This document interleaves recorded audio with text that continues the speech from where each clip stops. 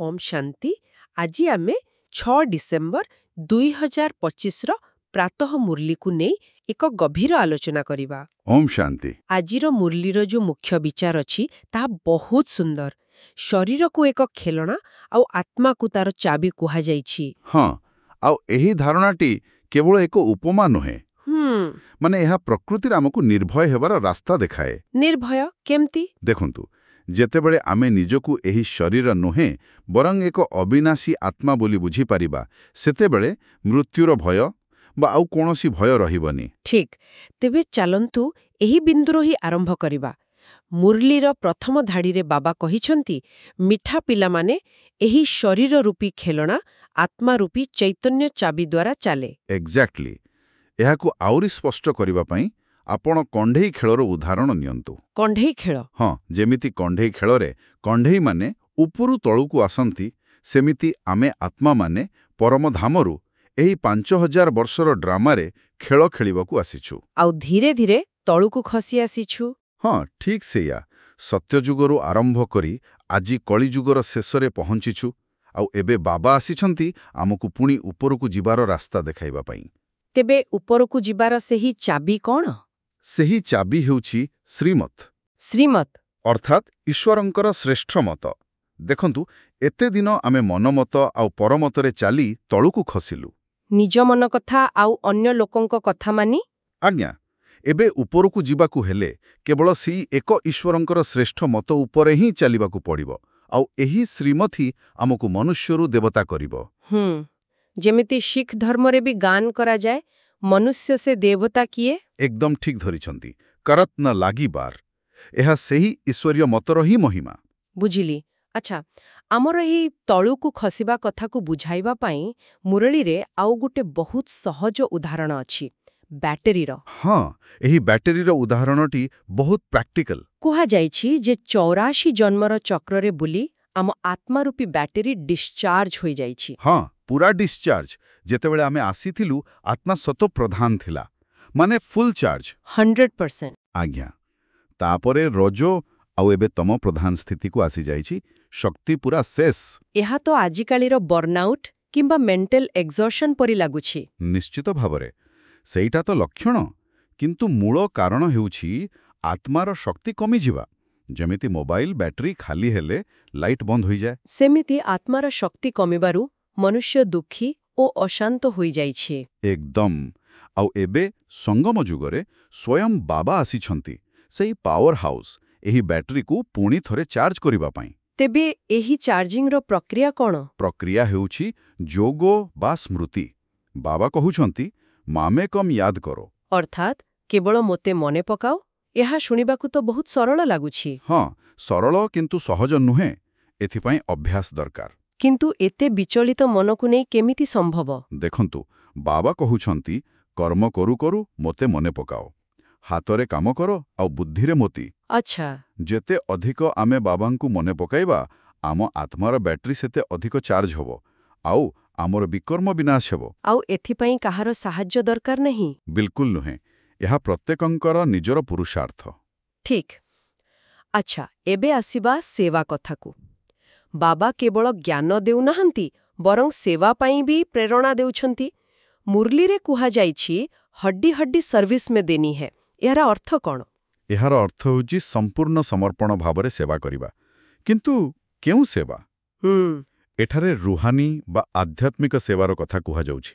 दुनियार लोकमाने जो जिस्मानी बा शारीरिक सेवा करंती, ताहा अलगा। केमिति अलगा? देखंतु, जिस्मानी सेवा द्वारा अल्प समय पई सुख मिले, किंतु रुहानी सेवा द्वारा आत्मार चढ़ती कला हुए, माने आत्मार उन्नति हुए। किंतु एठारे गोटे प्रश्न अछि, जदि केही भोकरे अछि, ताकु ज्ञान देबा आगरु खाइबाकु देबा जरूरी नुहे कि? एकदम वैध प्रश्न। मुरली शारीरिक साहाय्य को मना करूनी, तेबे किंतु एहा आम दृष्टिकोण को गभीर करिबाकु चाहुछि। काहाकु दिनक पई खाइबाकु देबा तो सामयिक समाधान, किंतु ताकु एमिति ज्ञान देबा देहा द्वारा से निज दुखर मूल कारण को बुझी परिबो आउ निजे शक्तिशाली होई परिबो, सेटा होछि स्थायी समाधान। अच्छा, तेबे एही रुहानी सेवा करिबा द्वारा उच्च पद मिले? निश्चित भावरे एहा एक पाठ पढ़ा परी, ଯିଏ ଯେତେ ଅଧିକ ସେବା କରିବ ସେ ସେତେ ଉଚ୍ଚ ପଦ ପାଇବ। ବୁଝିପାରିଲି। ତେବେ ଏହି ସବୁ କଥା ଯେମିତି ବ୍ୟାଟେରୀ ଡିସ୍ଚାର୍ଜ ହେବା, ସ୍ମୃତିର ଆବଶ୍ୟକତା, ଏସବୁ ଗୋଟିଏ ମୂଳ ସମସ୍ୟା ଆଡ଼କୁ ଇଙ୍ଗିତ କରୁଛି। କେଉଁ ସମସ୍ୟା? ଯାହାକୁ ମୁରଲୀରେ ଦେହ ଅଭିମାନ କୁହାଯାଇଛି, ସବୁଠୁ କଠିନ ରୋଗ। ଏକଦମ ଠିକ୍ ଧରିଛନ୍ତି। ଦେହ ଅଭିମାନ ହିଁ ସବୁ ସମସ୍ୟାର ମୂଳ। କେମିତି? କାରଣ ଯେତେବେଳେ ମୁଁର ଅର୍ଥ ଏହି ଶରୀର ହୋଇଯାଏ, ସେତେବେଳେ ହିଁ କାମ, କ୍ରୋଧ, ଲୋଭ, ମୋହ, ଅହଙ୍କାର ଏହି 5 ବିକାର ଜନ୍ମ ନିଅନ୍ତି। ମୁଁ ସୁନ୍ଦର, ମୁଁ ଏହି ଜାତିର, ମୋ ପାଖରେ ଏତେ ଧନ ଅଛି, ଏସବୁ ଦେହ ଅଭିମାନରୁ ହିଁ ଆସେ। ସତ୍ୟ ଯୁଗରେ ଦେହୀ ଅଭିମାନ ଥାଏ, ସେଥିପାଇଁ ସେଠାରେ ବିକାର ନଥାଏ। ଆଚ୍ଛା, ଆଉ ମୁରଲୀରେ ପଥର ବୁଦ୍ଧିରୁ ପାରସ ବୁଦ୍ଧି ହେବା କଥା ବି କୁହାଯାଇଛି। ଏହା କ'ଣ ଦେହ ଅଭିମାନ ସହ ଜଡ଼ିତ? ସିଧାସଳଖ ଜଡ଼ିତ। ଦେହ ଅଭିମାନ ହିଁ ଆମ ବୁଦ୍ଧିକୁ ପଥର କରିଦିଏ। ମାନେ? ଆମେ ଯେତେବେଳେ ନିଜକୁ ଶରୀର ଭାବୁ, ଆମ ବୁଦ୍ଧି କେବଳ ଭୌତିକ ଜିନିଷରେ ଫସିଯାଏ। ପଥର, ମାଟି ସଂଗ୍ରହ କରିବାରେ ଲାଗିପଡ଼ୁ, ତେଣୁ ଆମ ବୁଦ୍ଧି ବି ପଥର ପରି ହୋଇଯାଏ। ତେବେ ଏଥିରୁ ପାରସ ବୁଦ୍ଧି ହବାର ରାସ୍ତା କ'ଣ? ରାସ୍ତା ହେଉଛି ଜ୍ଞାନ। ବାବା ହେଉଛନ୍ତି ଜ୍ଞାନର ସାଗର। ସେ ଆମକୁ ପଥର ବଦଳରେ ଜ୍ଞାନରତ୍ନ ଦଉଛନ୍ତି। ଆଉ ସେହି ଜ୍ଞାନରତ୍ନକୁ ଧାରଣ କଲେ ଆମେ ପାରସ ବୁଦ୍ଧି ହୋଇଯିବା? ଏକଦମ, ଯେମିତି ପାରସ ପଥର ଲୁହାକୁ ସୁନା କରିଦିଏ, ସେମିତି। ବାଃ, ବହୁତ ସୁନ୍ଦର ଉଦାହରଣ। ତେବେ ଏତେ ସବୁ ଆଲୋଚନା ପରେ ଆମେ ଧାରଣା ପାଇଁ 2ଟି ମୁଖ୍ୟ କଥା କ'ଣ ନେଇପାରିବା? ମୋ ମତରେ ପ୍ରଥମତଃ ବାବା ଦେଉଥିବା ଜ୍ଞାନରତ୍ନକୁ ହିଁ ଗ୍ରହଣ କରିବା। ଦୁନିଆର ବ୍ୟର୍ଥ କଥା ବା ପଥରକୁ ନୁହେଁ। ଆଉ ଦେହ ଅଭିମାନରୁ ନିଜକୁ ବଞ୍ଚାଇବା। ଆଉ ଦ୍ୱିତୀୟରେ ନିଜ ଆତ୍ମରୂପୀ ବ୍ୟାଟେରୀକୁ ସର୍ବଶକ୍ତିମାନ ବାବାଙ୍କ ସହ ଯୋଗ ଲଗାଇ ଫୁଲ୍ ଚାର୍ଜ କରିବା। ଠିକ୍। ଆଜିର ବରଦାନ ମଧ୍ୟ ବହୁତ ସୁନ୍ଦର ଅଛି। ଦାତାପଣର ଭାବନା ଦ୍ୱାରା ଇଚ୍ଛା ମାତ୍ରମ୍ ଅବିଦ୍ୟାର ସ୍ଥିତିର ଅନୁଭବ କରୁଥିବା ତୃପ୍ତ ଆତ୍ମା ହୁଅ। ଏହାର ଅର୍ଥ ହେଉଛି ଯେତେବେଳେ ଆମେ ନିଜକୁ ଗ୍ରହୀତା ନୁହେଁ ବରଂ ଦାତା ଭାବିବା, ମାନେ ଦେବାବାଲା, ସେତେବେଳେ ଆମର ସବୁ ଇଚ୍ଛା ଶେଷ ହୋଇଯିବ। କାରଣ ଦେବା ହିଁ ନେବା। ଆମେ ଯେତେବେଳେ ଦେବାରେ ବ୍ୟସ୍ତ ରହିବା, କିଛି ମାଗିବାର ଭାବନା ହିଁ ଆସିବନି। ଆଉ ଆମେ ତୃପ୍ତ ହୋଇଯିବା। ଏକଦମ। ଆଉ ଆଜିର ସ୍ଲୋଗାନ, ବୁଦ୍ଧି ବା ସ୍ଥିତି ଯଦି ଦୁର୍ବଳ ଅଛି, ତେବେ ତାହାର କାରଣ ହେଉଛି ବ୍ୟର୍ଥ ସଂକଳ୍ପ। ଏହା ସିଧାସଳଖ ଆମ ବ୍ୟାଟେରୀ ଡିସ୍ଚାର୍ଜ ହେବା ସହ ଜଡ଼ିତ। କେମିତି? ବ୍ୟର୍ଥ ସଂକଳ୍ପ ମାନେ ଅତୀତର ଚିନ୍ତା, ଭବିଷ୍ୟତରେ କଳ୍ପନା, ଏସବୁ ଆମ ମୋବାଇଲର ବ୍ୟାକଗ୍ରାଉଣ୍ଡ ଆପ୍ସ ପରି। ଓହୋ। ଆମେ ଜାଣିପାରୁନାହୁଁ, କିନ୍ତୁ ସେମାନେ ଧୀରେ ଧୀରେ ଆମର ସବୁ ମାନସିକ ଶକ୍ତିକୁ ଶେଷ କରିଦିଅନ୍ତି। ତେଣୁ ବୁଦ୍ଧି ଦୁର୍ବଳ ହୋଇଯାଏ। ବୁଝିଲି।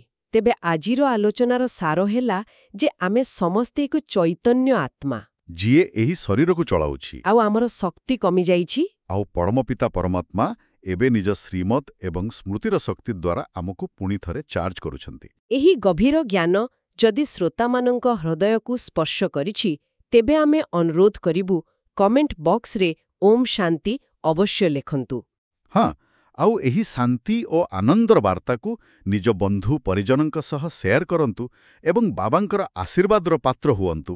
ଓମ୍ ଶାନ୍ତି। ଓମ୍ ଶାନ୍ତି। ଆପଣ ଶୁଣୁଛନ୍ତି ରେଡିଓ ତୋଷାଳୀ, ଆମ ମାଟିର ସ୍ୱର।